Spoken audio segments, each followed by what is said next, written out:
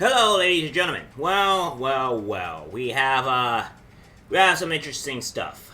We have quite a bit of news today, and what have you. So I'll try to do my best. I may not actually get a full amount of videos out today. I may only get my normal of 3 instead of the 5 through 7.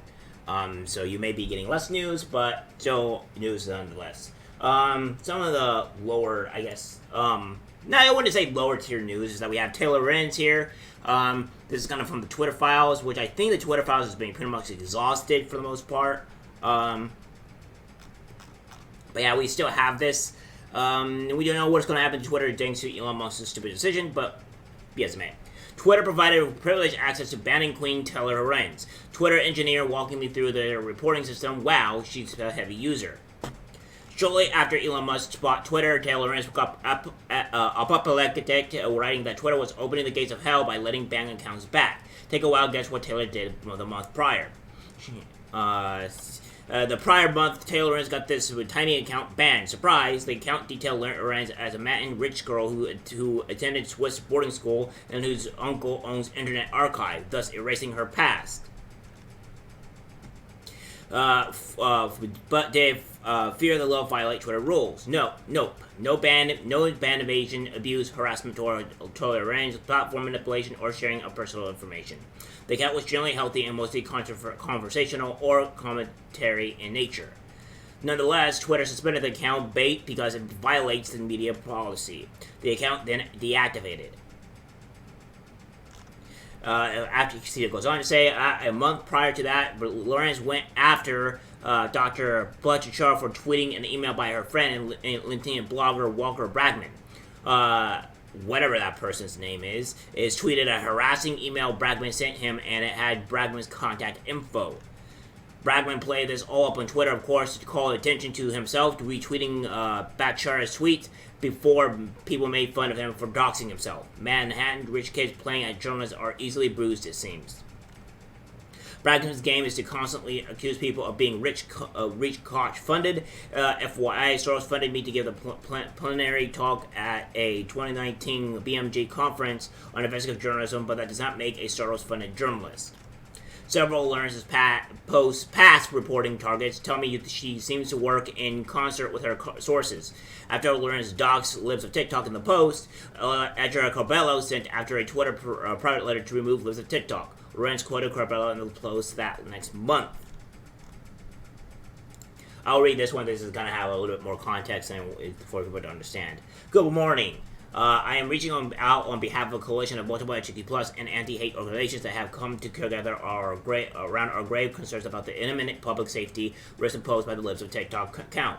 The attached letter details this account's hateful conduct and the impact it is having on children's hospitals, LGBTQ community events and venues, and LGBTQ teachers and school staff. We believe that this account is directly inciting violence and hate against the LGBTQ+ community. We ask that Twitter take action to suspend Libs of TikTok permanently to prevent further harm to the LGBTQ+ community, as well as address to the Twitter of LGBTQ hate allowed to flourish on your platform. The letter is not public and is only addressed to Twitter executives. We'd like to schedule a meeting within the coming days regarding this matter, and would greatly appreciate if you could respond by Tuesday, October 11th. Sincerely.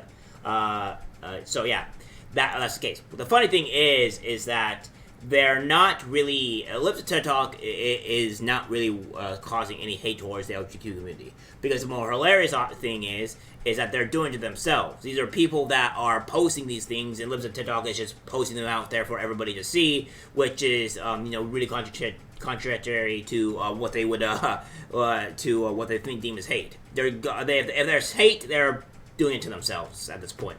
The letter was sent by Corbello and several groups, including the Center of Countering Digital Hate, a favorite source in Lorenz's essays on banning.